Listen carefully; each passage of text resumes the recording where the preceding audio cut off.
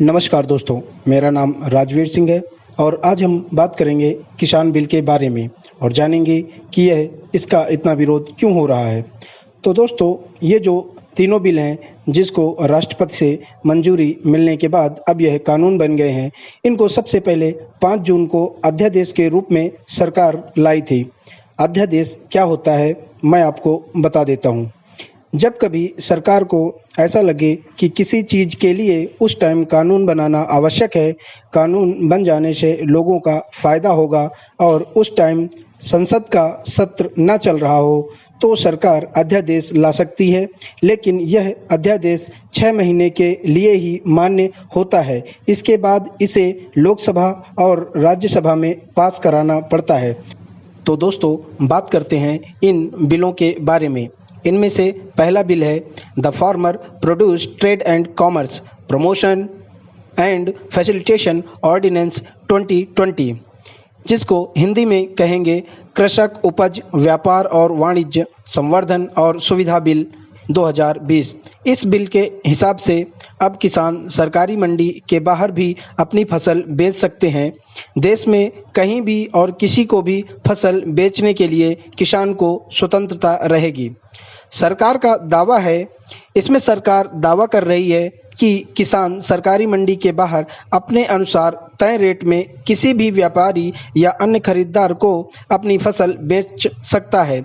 इससे सरकारी मंडी में जो किसान का औसतन 7% टैक्स कटता था, उसकी बचत होगी। किसान इसका विरोध कर रहे हैं। किसानों का कहना है कि सरकार धीरे धीरे सरकारी मंडी खत्म कर देगी और प्राइवेट कंपनियों का बोलबाला हो जाएगा।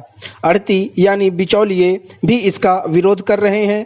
इनके हिसाब से सरकार अगर किसान और बाजार के बीच से आढ़ती का पत्ता साफ कर देगी तो इनका क्या होगा। दोस्तों, यहाँ समझने वाली बात है कि आढ़ती यानी बिचौलिए कौन होते हैं।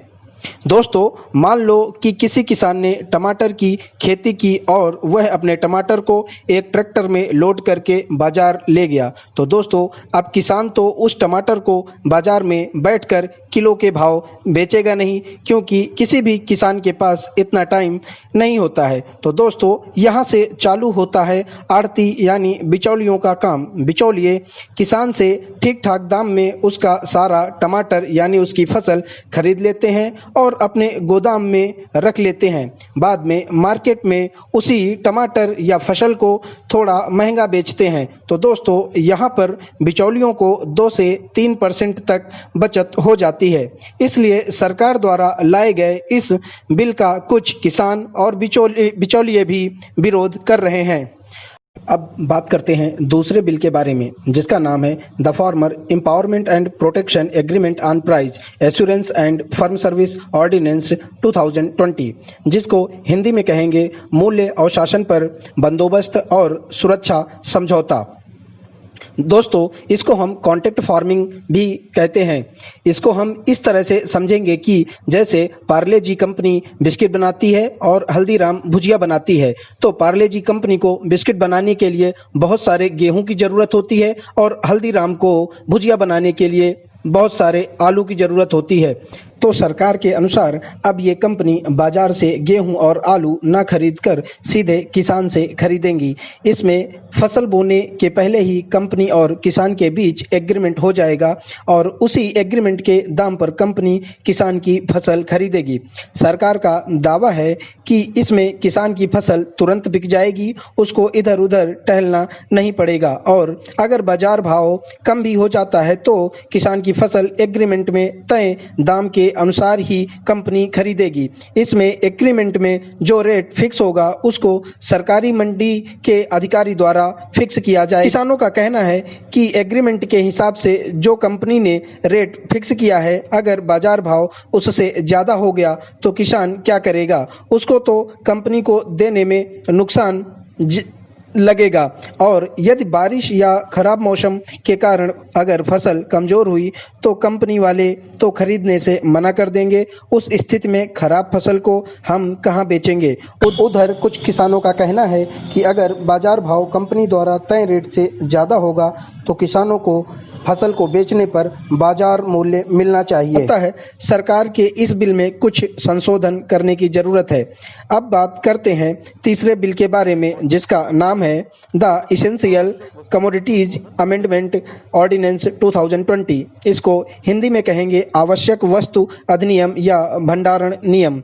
इस नियम के अनुसार व्यापारी अब दैनिक उपयोग वाली चीजों का भंडारण यानी कि स्टोर कर सकेंगे। यह नियम आज़ादी के बाद 1955 में भी लागू हुआ था। इसके चलते बड़े बड़े व्यापारी सामान का भारी मात्रा में स्टोर कर लेते थे और जब मार्केट में उस सामान का रेट बढ़ जाता था तब उसे महंगे दामों में बेचते थे। बाद में इसे बंद कर दिया गया, लेकिन अब 2020 में सरकार ने फिर इसे लागू कर दिया है। सरकार का दावा है कि पैदावार ज़्यादा होने पर इसकी खपत उस हिसाब से नहीं हो पाती, अतः प्रोडक्शन ज़्यादा होने पर हम उस सामान को ज़रूरत अनुसार स्टोर कर लेंगे और बाद में आवश्यकता अनुसार धीरे धीरे कंज्यूम करते रहेंगे। लेकिन सरकार ने कहा है कि यह भंडारण दो स्थितियों में नहीं किया जा सकता, एक तो युद्ध की स्थिति और दूसरी आपदा के समय में। विरोध। किसान इस बिल का विरोध सबसे ज्यादा कर रहे हैं। किसानों का कहना है कि बड़े बड़े उद्योगपति हमसे सस्ते दाम में खरीद कर स्टोर कर लेंगे और फिर जब बाजार में उसके दुगने दाम से भी ज्यादा दाम मिलेंगे तब वह इसे बेचेंगे। इसमें किसानों का कम और उद्योगपतियों का ज़्यादा फायदा सरकार कर रही है। इसको हम इस तरह समझते हैं कि जैसे मैंने अपने एरिया में नमक की एजेंसी ले रखी है और मेरे पास जो नमक आ रहा है उसको स्टोर कर रहा हूं अपने गोदाम में, तो इसके कारण मेरे एरिया में नमक की कमी पड़ने से इसके दाम बढ़ जाएंगे। दाम बढ़ जाने के बाद मैं नमक की सप्लाई चालू करूंगा तो मुझे ज़्यादा फायदा होगा। इस बिल का विरोध इसलिए किसान सबसे ज़्यादा कर रहे हैं। मेरे हिसाब से धीरे धीरे सरकार निजीकरण के चक्कर में किसानों से अपना पल्ला साफ करना चाहती है, लेकिन सरकार कोई भी हो सबको किसानों के बारे में सोचना चाहिए, क्योंकि आज जो हमारी जीडीपी -23.8% है, अगर किसान न होते तो एक सर्वे के अनुसार भारत की जीडीपी -30% के आसपास होती। धन्यवाद।